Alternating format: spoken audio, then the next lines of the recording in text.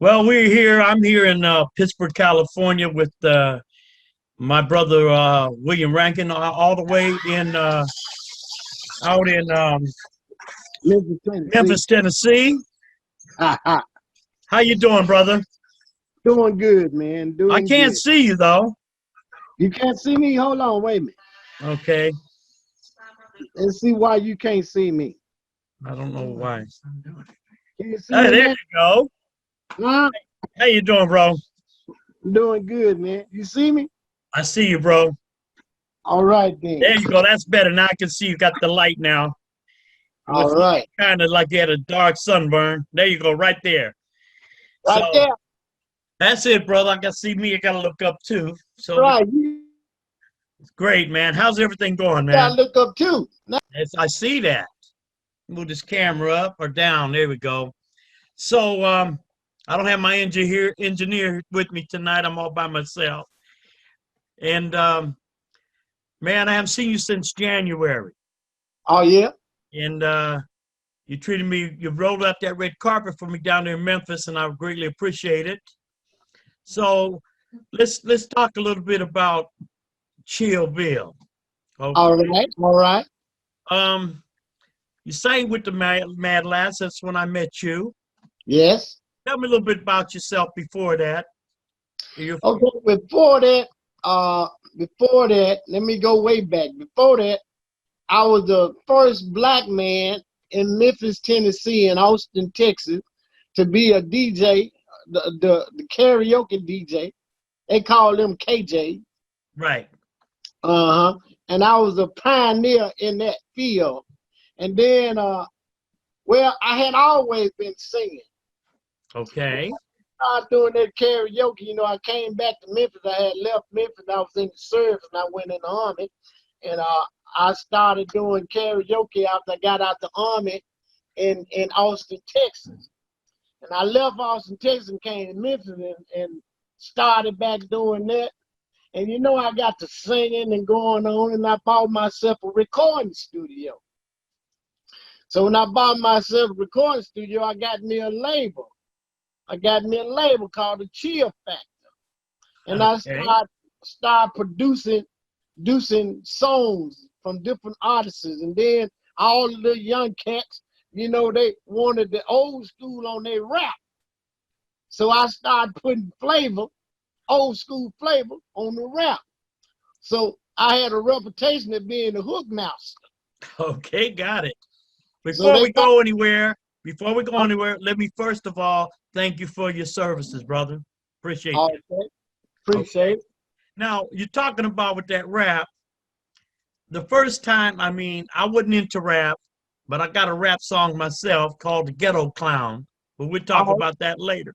But when rap came out, I didn't particularly care for it because of the foul language in right, it. Okay. But the rap came out, and there was a group called NWA.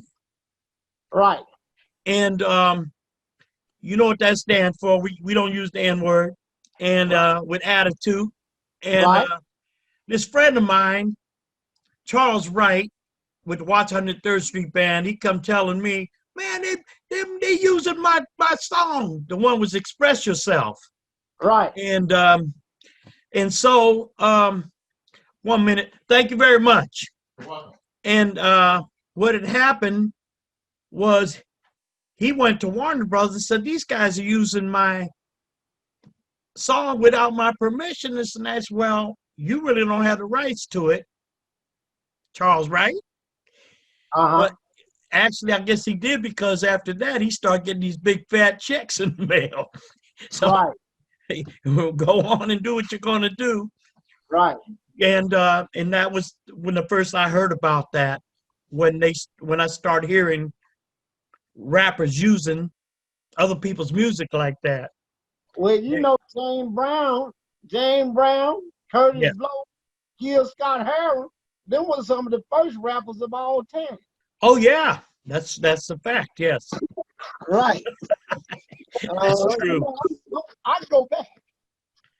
Yes. Yeah, yeah, yeah, yeah. But they they be infringing on the people's rights, you know, the songwriters. Right. So, you know, a lot of people, you know, they used to do a lot of sampling Yes. other people's music too. You know, and Right. then they got to the point where they'll let you do so much before you infringe it. You Right. know, they kept changing the law, Yes. you know, at BMI and all the distribution and publishing company and copyright company, they start changing the law, give you a little bit more. Right. So I feel like, you know, if it's my stuff, uh, people always need to come and get my permission. Right. It's only right. I mean, Yeah, because that's mine. exactly. You did the hard work and everything, and you created it. That's like you painting a masterpiece and somebody come and put their name in the bottom of it, you know. That's right. So anyway, so you went on and did that, but I mean, you got a beautiful voice. Uh, I I mean, I got to Memphis. The first one I called when I got into Memphis was you. that's You right. told me I wanted to take you out to dinner, and you said no. We cook. That's right. Come to my house. Had a beautiful dinner with you, and then you took me to a nightclub. What was the name of that nightclub? That was Neil's. Neil's. That was a big size club, and I Yeah, was top notch. amazed. Pardon me? Them top notch artists that was up in there. It They sure was. I mean, you introduced me to all those fellas, and that one in particular, the professor, the yeah, gentleman that played with B.B. King. He yeah, also played with Rufus Thomas. yeah. Um, That's I Mr. got a Herman Green. Herman Herman. Professor Herman Green. Yes, yes. I took pictures of him. I had a little chat with him. He was feeling no pain. That's right. That's right. He was feeling good. Um, I really didn't have opportunity to talk to him as much as I wanted. I wish I could have interviewed him, but he was up there playing his butt off. He's a And teacher. yeah, it's what you told me. Yeah, And he I teaches met, me. there was some fellas there that played with James Brown and Yeah, white folks up there that they played with all these different white bands and yeah, guys with James Brown. I mean, it was amazing. yeah, And you had your partners come up there singing, and you yeah. was up there singing. I mean, it was like I was at a real concert with a bunch of real stars. It was amazing, and I really enjoyed it. And then after that, you had took me out to the what I'm trying to think of Mississippi, Tunica, Mississippi. You Right. got me the room out there for a couple of nights. The Yes. next night you had to go to the dentist. I was unable to see you, but I went to the museum out there, the Blues Museum. Right. And then the next day I went out to Graceland. I Right. went out to Royal Roy Studio. Studios. Willie Yeah. Mitchell. Willie Mitchell. Willie And Mitchell, I wasn't going to that. I went to Stax and you called me up and told me you got to check out Royal Studio, Willie Mitchell's place. And right. Willie had just passed, didn't he? No. Oh, Willie been dead a few years now. He been dead a while. Okay. But Well, but Boo Mitchell produced that uh Bruno what Mars. Bruno Mars, and he just did he did Boss Skag lately. He done uh he had let me see who that was. It was it was part of the Rolling Stone came, Okay. All right. and he was gonna bring him. I was somewhere that one night. I was down in Lamar, and he was gonna bring Keith Richards down there.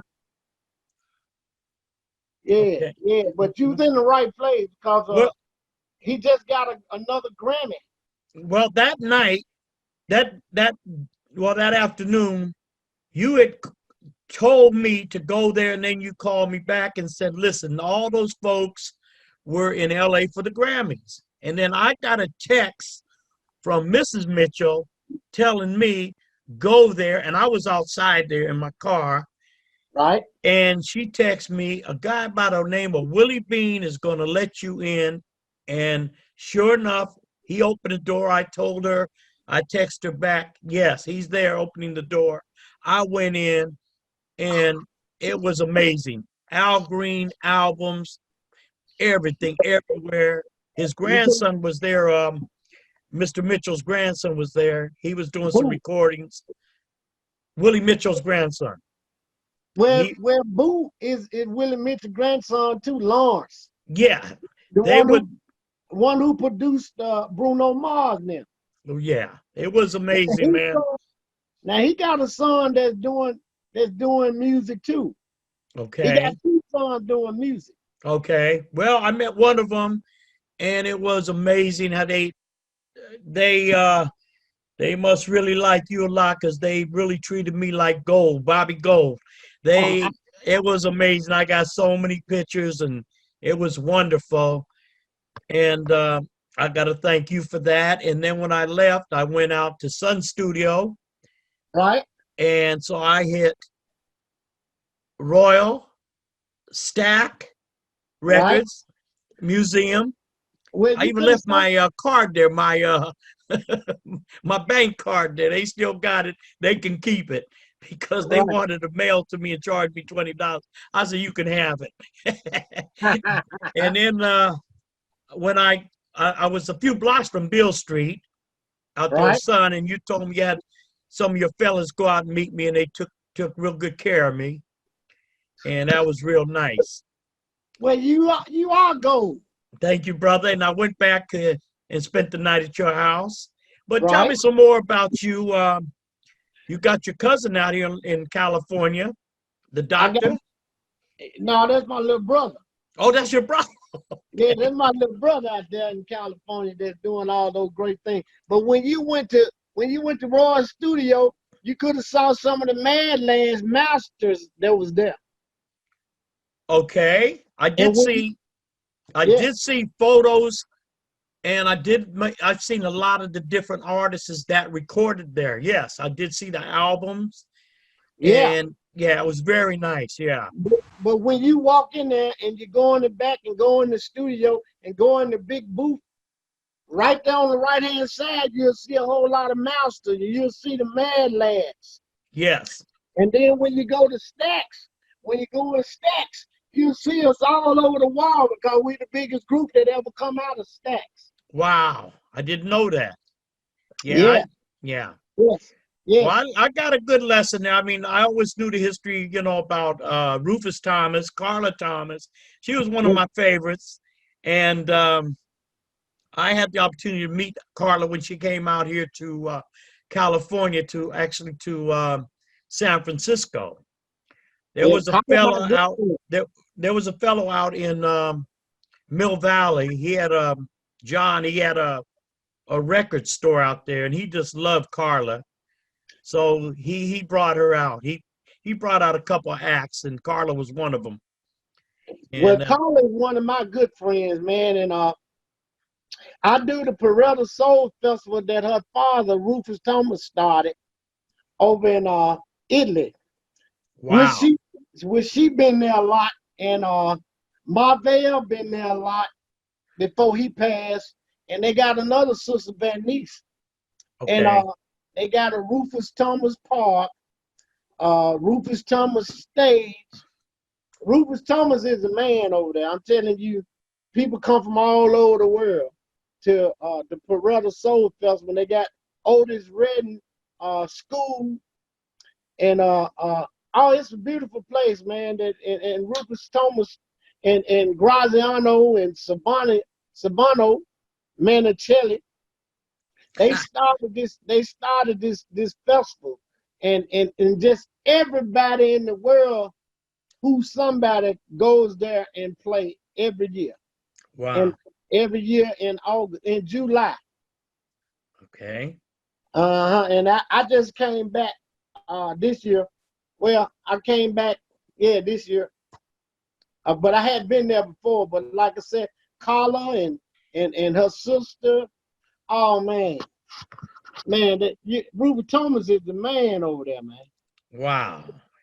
Uh-huh. And Carla is a great person, and she's still singing, got great talent right now. Yes, he does. Well, I I'm so happy we connected, my brother. I had the opportunity to talk to Billy Soul Bonds called me today. All He's right doing then. well. Yeah, he's working on a Yeah. lot of things, and Uh-huh. I'm gonna hit back down to Memphis, and we're gonna hook up again, and we're gonna carry on, do some shows. For sure, we're gonna do one in January down in for sure out in Montgomery, Alabama, and but let's stay in touch. This is our part one for this Right. interview. We're gonna cut it short real soon, Okay, bro. and we're gonna do part two because we got so much to talk about. Oh yeah. And this is kind of a test. Okay, this is the first one I did. Oh It's yeah. not live. This was what you call this what we call it, Zoom. Right. Big Zoom. Zoom. You're in Memphis and I'm here in Pittsburgh, California. And brother, you looking good. All And right. I remember sitting on that sofa there, man. I would have felt better sleeping in that sofa than being in that beautiful hotel, man. I would have felt more at home in on that Well, sofa than you got to sleep in a room one night. 2 nights.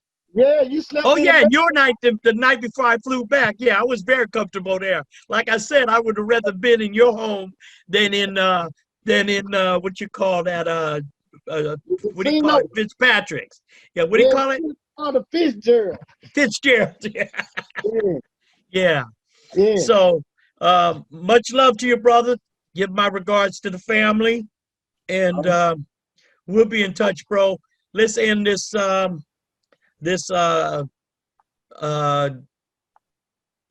Interview. interview, and thank you very much. And I seen Patty today. You're one of your I guess classmates or one of your girls from Memphis, Yeah, that's from your neighborhood. Yeah, what a yeah, small world, isn't it? Ain't it? yeah, that's the Barcades people. Yeah, yeah. Uh-huh. So Yeah, and like my brother, you talk about my brother. He gonna do the cancer. He doing a cancer benefit, and I'm gonna send you the flyer, and he gonna have the Barcades on it. wow, yeah. Well, I heard um, they had lost some Barclays in the. Weren't they in the plane crash with Otis Redding? Yes, they was. And Yeah. the only survivor was like my big brother. He died about 2 years ago. Uh, Ben Colley. He played with that band. He Right. played with that band at Neil's that I took you to. Right. Yeah. Said he ain't even it ain't been 2 years since he died, but he was the only survivor. And James Alexander, he wasn't on the plane. It was his time to go back home on the bus. Okay. Yeah. We got so much to talk about, and you have so much history, and that's why we have to continue this interview at another time, my brother. Okay, bro. Chill, Bill. Yeah. Thanks very much, man. Peace out, bro. All right, my brother. For sure. Don't play with it. Thank you. Bye bye. Have a good night. You too, baby. All right. See how if I know how to turn this off. Good night, man. Thank you.